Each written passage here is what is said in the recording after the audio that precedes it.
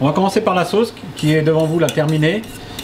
Je vous explique comment la réaliser. Donc soit une échalote, soit un petit oignon ciselé très finement. Vous voyez. Donc on cisèle sans interrompre là où il y a la tache. Après,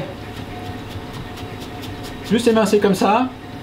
Et là vous avez un rendu qui est très fin. Vous voyez. Ensuite, avec cet oignon qu'on mettra de côté, la veille vous aurez mis des morilles à tremper, donc dans une eau froide, 24 heures environ. Donc ces morilles, vous allez les prendre à la main. Cela est mieux que de renverser le récipient parce que vous aurez toujours la terre sur vos morilles. Donc vous prenez bien, en les nettoyant un petit peu, vous prenez bien vos morilles avec la main. Vous les mettez dans un récipient pour les passer sous l'eau.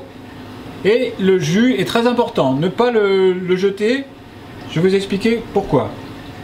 Donc ces morilles, les laver dans plusieurs eaux. Si ce sont des grosses, les recouper environ 2 cm à peu près.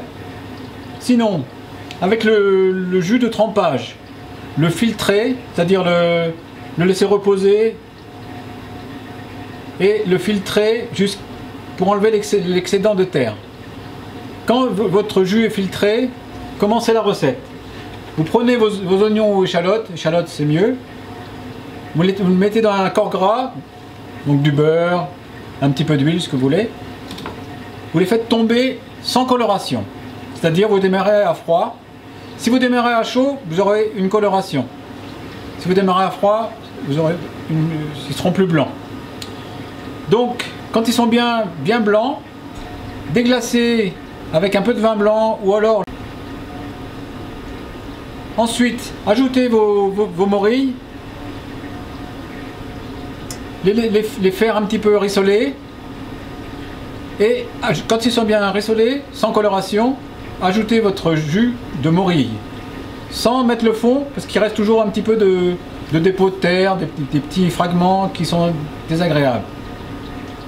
De là, quand ça monte à ébullition, bien écumer, enlevez la petite mousse qui se forme au-dessus et ajoutez un très bon fond de veau, c'est-à-dire obtenu d'os de veau avec une mirepoix.